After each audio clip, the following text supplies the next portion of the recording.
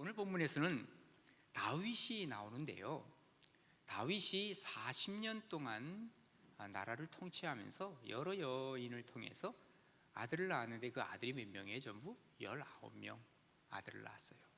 그런데 동서고금을 통해서 그 아들 중에서 누가 왕이 됩니까? 거의 장자가 되게 돼 있죠. 그런데 다윗이 후계자를 선택을 하는 데 있어서 장자가 문제가 생기면 그 다음에 두 번째 누가 돼요? 차자. 그게 또 거기 문제가 생기면 셋째, 그 다음에 넷째, 다섯째 이렇게 나갈 거 아닙니까? 그런데 다윗은 누구에게 왕위를 계승해 줬죠? 솔로몬. 솔로몬이 몇째 아들인지 아십니까? 10번째 아들입니다. 그러니까 그동안 9가지 자식들은 다 문제가 있었다 하는 것을 보게 되는 것이죠. 어쨌든 간에 그 여러 아들 중에서 세 번째 아들이 압살롬이라고 하는 사람인데, 이 압살롬이 오늘 반란을 일으켰어요. 그것을 진압하는 과정 속에서 압살롬 아들이 죽게 되고, 여기에 대해서 아버지 다윗은 애통해 하면서 우는 내용이 오늘 본문에 나와 있습니다. 오늘 본문을 통해서 다윗, 그렇게 현명했던 다윗이 자식에 관한 바보였구나 하는 것을 우리가 느껴보게 됩니다. 그러면서 우리가 이 아버지의 마음, 어머니의 마음을 알게 되면 자연스럽게 우리가 어른에 대한 공경을 하게 되지 않겠느냐 하는 거죠. 자, 다윗의 이 바보, 자녀 바보에 대한 내용, 첫 번째는 뭐냐면 모든 희망을 자녀에게 주는 그러한 부모였다는 것이죠. 그래서 오늘 본문 28절에 보면 아히마아스가 외쳐 왕께 아뢰되 평강하옵소서 하고 왕 앞에서 얼굴을 땅에 대고 절하며 이르되 왕의 하나님 여호와를 찬송할지로다. 그의 손을 들어 내 주 왕을 대적하는 자들을 넘겨 주셨나이다 하니, 왕이 이르되 젊은 압살롬은 잘 있느냐 하니라. 아히마아스가 대답하되 요압이 왕의 종 나를 보낼 때 크게 소동하는 것을 보았사오나 무슨 일인지 알지 못하였나이다 하니, 왕이 이르되 물러나 거기 서 있으라 하매 물러나서 서 있더라. 자, 본문의 배경을 한번 좀 말씀을 드릴게요.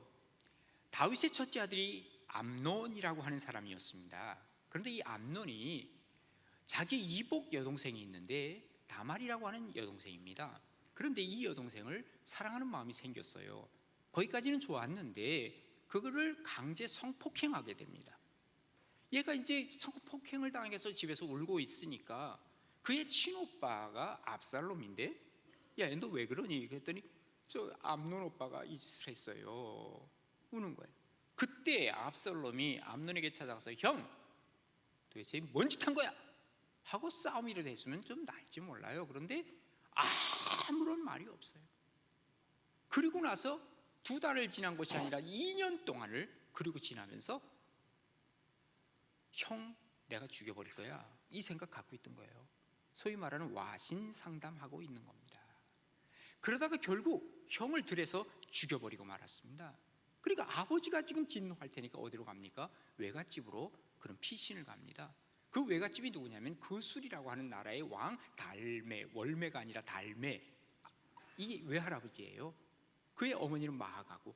그러니까 이 달메 집에 숨어 있었던 거예요. 그게 얼만큼 있었냐? 3년 동안을 거기서 숨어 있었습니다. 그러다가 오매불망 자기는 생각하는 것이 그래도 자기의 고향 예루살렘을 생각하고 있었습니다. 아버지가 불러주겠지 했는데 안 불러줍니다. 그래서 그는 요압이라고 하는 장군이 있죠. 총사령관입니다. 군대 장관. 근데 그를 접촉을 하게 되죠. 접촉할 수 있는 이유가 뭐냐 하면 요압의 어머니가 그 다윗의 여동생이에요. 수루야라고 하는 여동생이에요. 그러니까 요압은 압살롬하고는 무슨 관계예요? 사촌지간이죠. 그러니까 사촌 형한테 얘기를 하는 거예요. 형, 나 말이야, 아버지가 좀 나 좀 부르게 좀 해줘. 그리고 나 지금 3년 동안 이렇게 내가 여기서 고생했잖아. 알았다. 그래서 이제 그때 그 요압이 다윗 왕에게 얘기하잖아요. 그러니까 다윗 왕이 그래 알았다, 예루살렘에 오게 해라. 예루살렘에 오게 했어요. 근데 자기는 아버지가 좀 만나주기를 기대했죠. 왜? 자기가 이제 첫째 형 암논 죽었죠?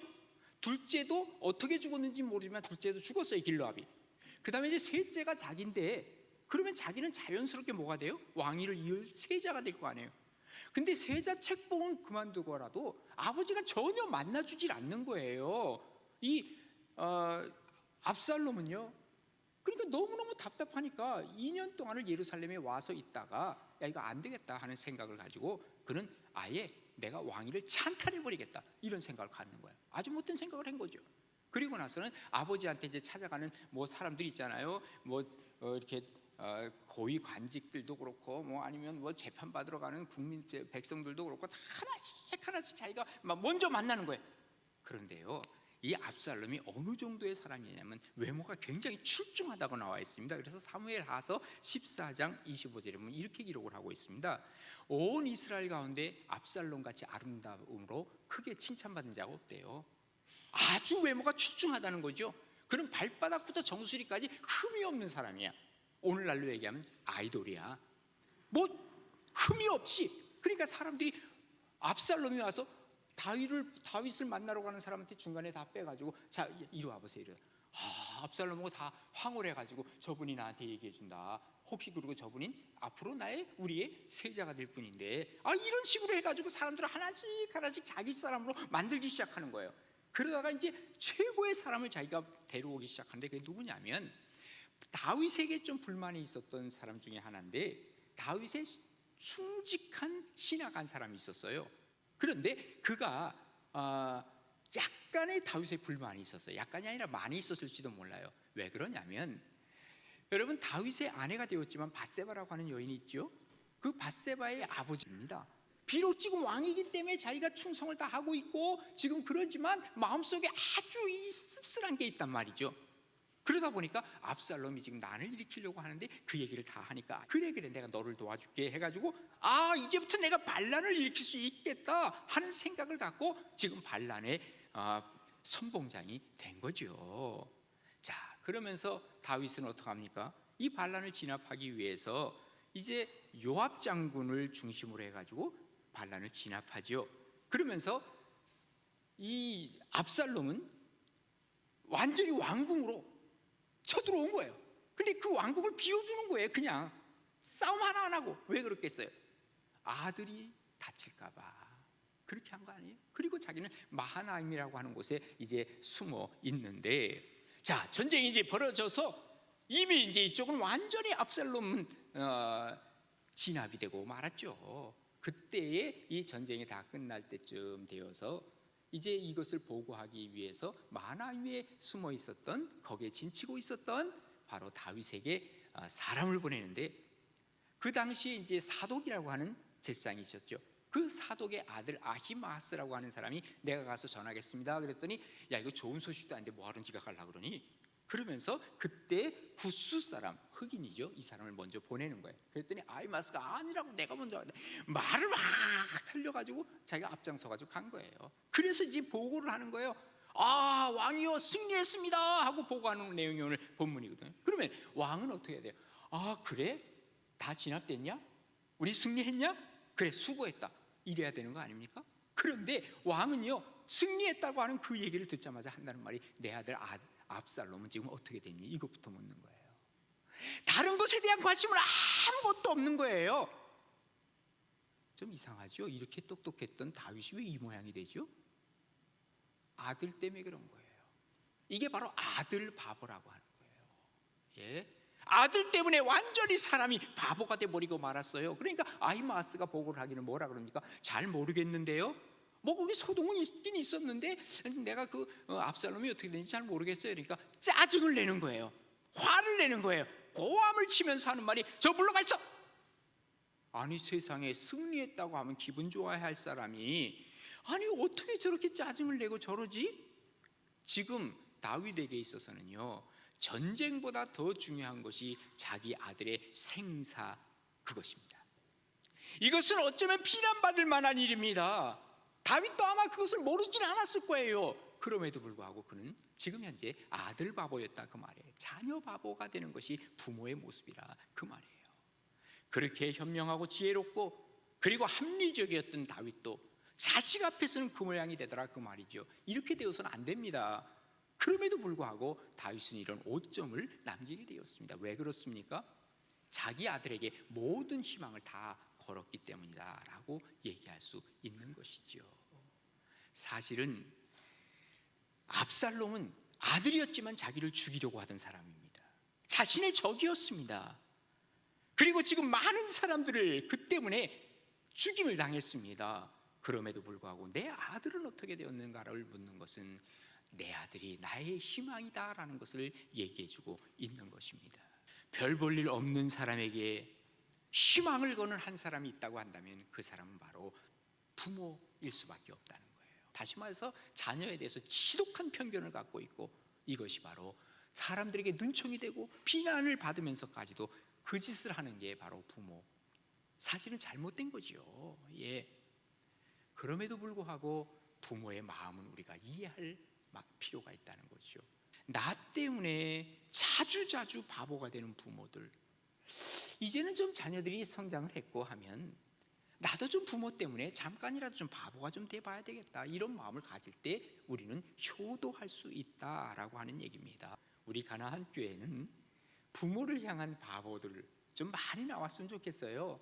그래서 하나님이 기뻐하시고 또 하나님이 주신 이 첫 번째 계명을 잘 지켜나가서 하나님 앞에 칭찬 많이 받는 우리 가나안의 모든 식구들 다 되시기를 간절히 바랍니다. 그 다음에 두 번째로는 부모들은요, 오로지 자식 생각밖에 안 해요. 그러니까 바보라는 거죠. 오늘 31절에 보세요. 구스 사람이 이르러 말하되 내 주 왕께 아랠 소식이 있나이다. 지금 아히마스가 압살롬에 대해 얘기를 안 하니까 구스 사람이 따가서 내가 아랠 소식이 있나이다. 여호와께서 오늘 왕을 대적하던 모든 원수를 갚으셨나이다. 모든 원수를 다 갚았대요, 하나님께서. 그러니 사실은 그 반란의 괴수인 압살롬이 죽었다는 얘기를 간접적으로 얘기하는 것이죠. 그래서 32절에 보면 왕이 구스 사람에게 묻되 젊은 압살롬은 잘 있느냐 확인하는 거죠.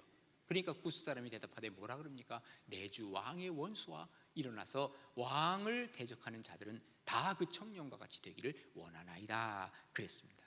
무슨 얘기예요? 죽었다 그 말이죠. 예. 사실은요, 다윗이 이래서는 안 됩니다. 아니 지금 이 전쟁에 2만 명의 사람이 죽었다고요, 이 반란 때문에. 그러면 다른 사람도 생각을 했어야지. 어떻게 자기 아들만 생각해? 이게 바보라는 거예요. 사람들에게 비난받을 만한 일을 하고 있는 거예요. 예? 오로지 내 아들, 달라, 다른 사람과 달라, 내가 보호해야 할 아들이야, 이런 바보입니다. 처음 반란을 일으켰을 때 성을 비워준 것도 마찬가지입니다. 초창기에 진압할 수 있어요. 그 왕궁에 들어오는 사람 그 자리에서 잡아 죽일 수 있어요. 그러나 그렇게 안 했어요. 왜 그런지 아시죠? 그 아들 다칠까 봐. 이게 바보 아닙니까? 자녀 바보예요. 내 앞가름보다도 내 생각보다도 누구 생각이 먼저? 자녀 생각이 먼저예요. 모든 생각이 자녀에게 가 있습니다. 성장한 자녀에 다 컸어요. 그런데 집에 늦게 들어와요. 그러면 걱정스러워서 야, 좀 일찍 다녀라. 그러면 자녀들은 뭐라는 줄 아세요? 아, 참견 좀 하지 마. 내가 어린애야? 아, 신경 좀 꺼. 어른 돼보라 그러세요. 자식 나보라 그러세요. 신경 끄게 되는지. 그래서 알았다. 신경 끌려고 하는데 올 때까지 잠이 안 와. 이게 부모 마음이라고요. 근데 그걸 몰라. 그리고 나서 그날 이제 잠이 먼저 들면 그 다음날 아침에 제일 먼저 묻는 게 뭔지 아세요? 우리 애 빨리 들어왔어? 언제 들어왔어? 그것부터 묻잖아요. 오로지 생각이 자녀에게 가 있는 게 사실은 부모의 마음입니다. 지금 압살롬 이름부터도 우리 어감에도 안 좋아. 압살롬이 뭐야? 압살롬이. 예? 그런데 사실 이 압살롬은 굉장히 좋은 이름입니다. 아브라고 하는 말은 아버지라는 말이고요, 살롬이라는 말은 우리 알죠? 샬롬. 그러니까 평화의 아버지라는 거예요. 아들을 낳고 아마도 다윗이 그랬을 거예요. 내가 이제부터 하나님으로부터 너를 통해서 내가 평화를 얻겠다. 아마 그래서 압살롬 이렇게 이름을 지었는지 몰라요. 그런데 요놈의 아들이 반란을 일으킬 걸 누가 생각을 했겠어요? 그 진압하는 과정 속에서 우리가 알듯이, 예?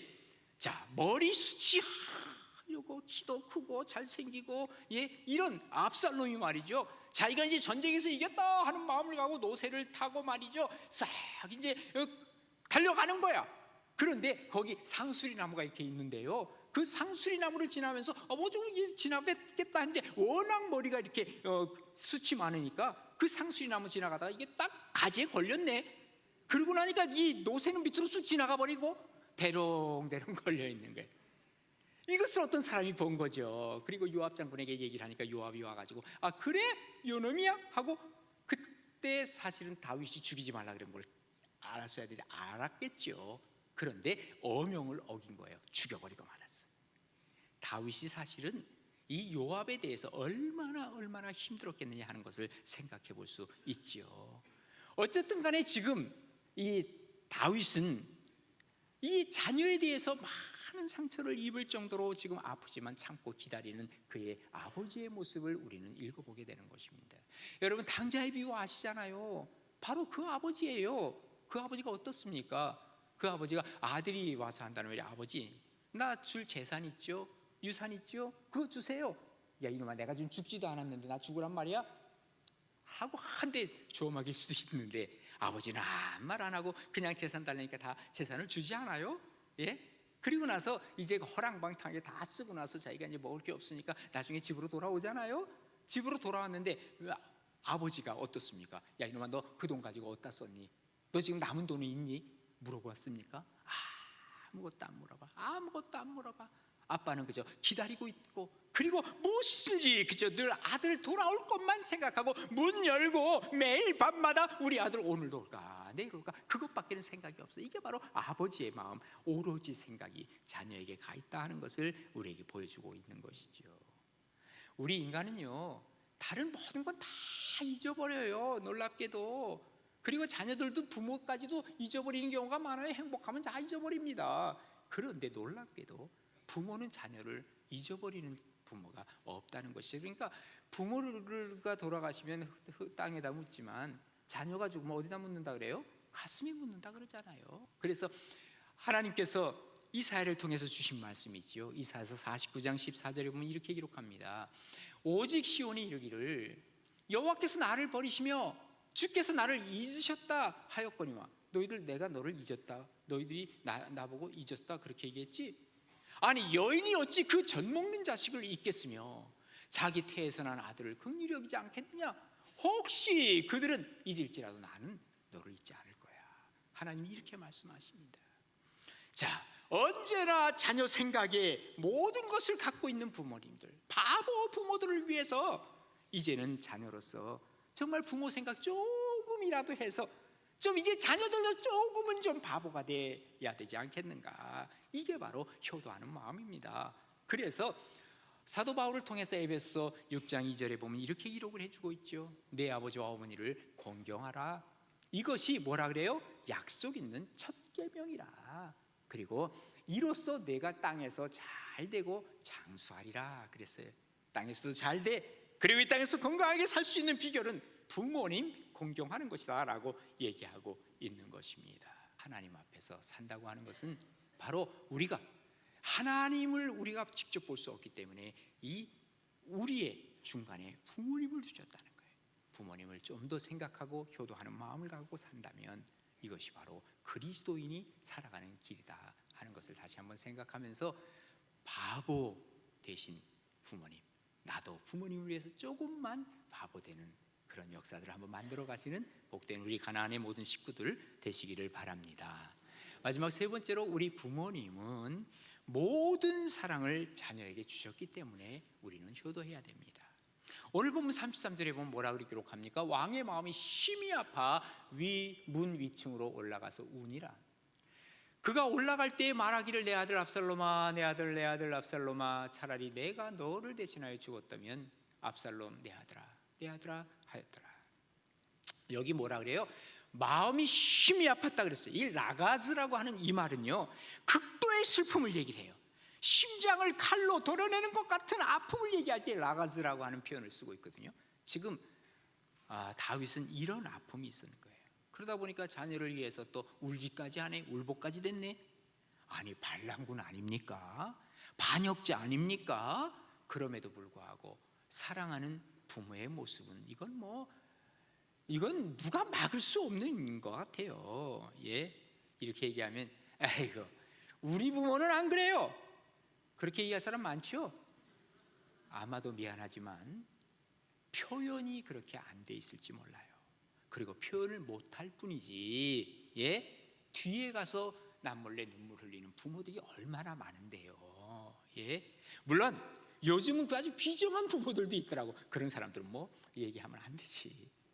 여러분, 예수님의 사랑을 아무리 생각해봐도 이것은 부모 사랑과 닮아 있어요. 희생적 사랑이에요. 살리는 사랑이에요. 이것을 깨닫는 순간, 이 사랑의 마음을 깨닫는 순간, 우리 아버지가, 우리 엄마가 그래서 바보가 됐구나 하는 것을 깨닫는 순간, 나도 조금은 바보가 돼야지, 이런 마음이 드는 것이 정상이라 그 말이에요.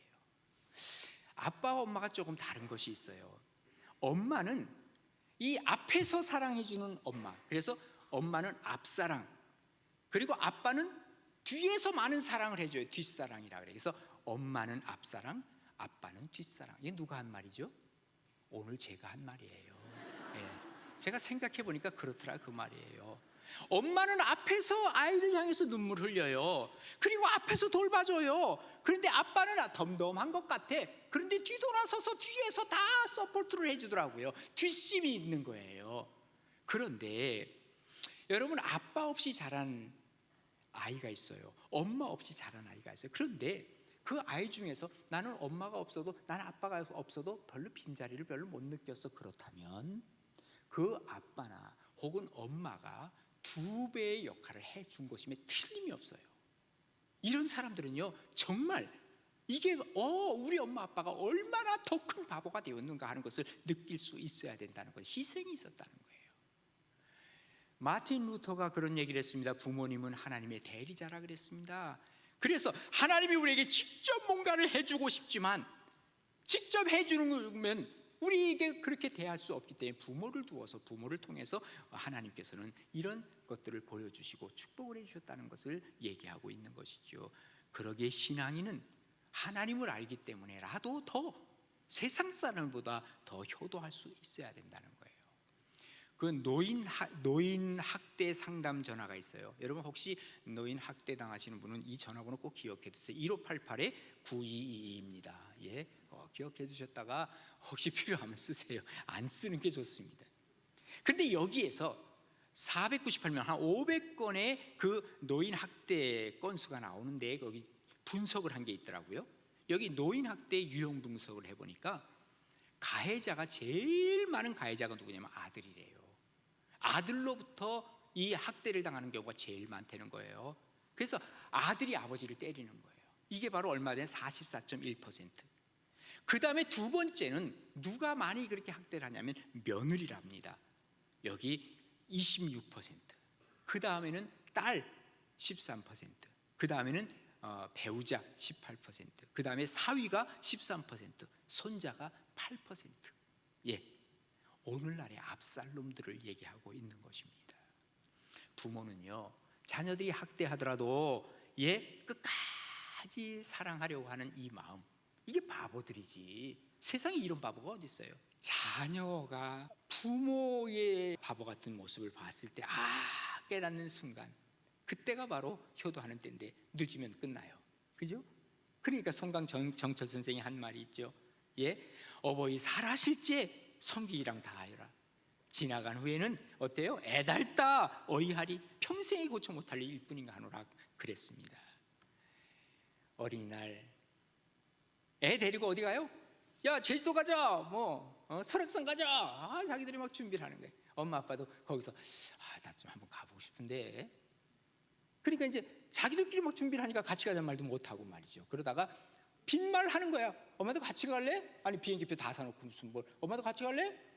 다 알지. 아니야, 나 그날 탄천에서 누구 친구 만나기로 했어.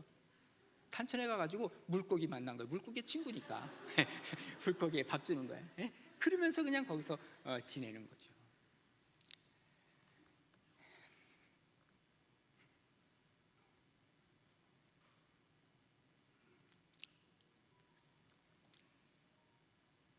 자녀 잘 가르쳐야 돼. 잘 가르쳐야 자녀들이 또 부모 공경하는 거예요.